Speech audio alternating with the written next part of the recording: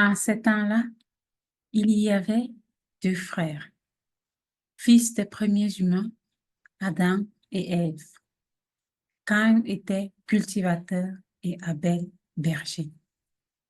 Quand le temps fut venu pour eux d'offrir leurs offrandes à Dieu, ils apportèrent le fruit de leurs travaux. Caïn offrit à Dieu des produits de la terre.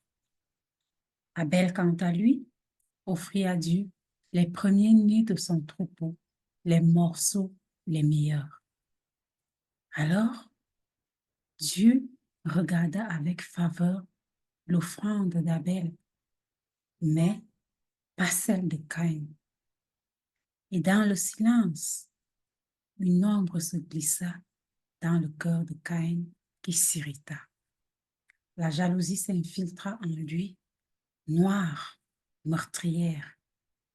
Au lieu de se remettre en question et de faire mieux, comme Dieu le lui avait conseillé, en remarquant son visage irrité, Abel conçut un plan dans son cœur.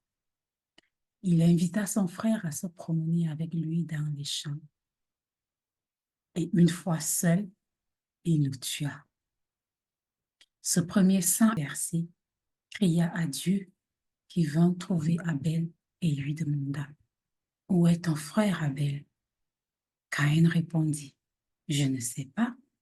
Est-ce que je suis moi le gardien de mon frère? » De ce mensonge et de ce premier meurtre naquirent une malédiction, conséquence d'un acte.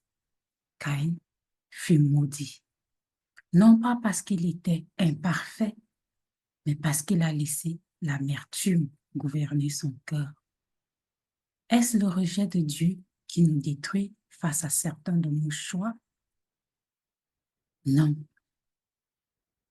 c'est ce que nous choisissons d'en faire. Le mal commence au-dedans de nous. Nos actes ne sont que la manifestation de ce qui nous tue à l'intérieur. Et les conséquences qu'ils entraînent ne nous condamnent pas et continuent à être des invitations à changer, à faire de meilleurs choix, des offrandes plus agréables à Dieu. Et même au milieu de ces conséquences, Dieu, comme il l'a fait avec Abel, nous protège et continue à nous bénir malgré tout, nous offrant ainsi l'opportunité de revenir à lui d'un cœur droit et sincère. Alors, prends soin de ton cœur. En tant qu'humain, tu peux être imparfait, car tu ne peux être parfait.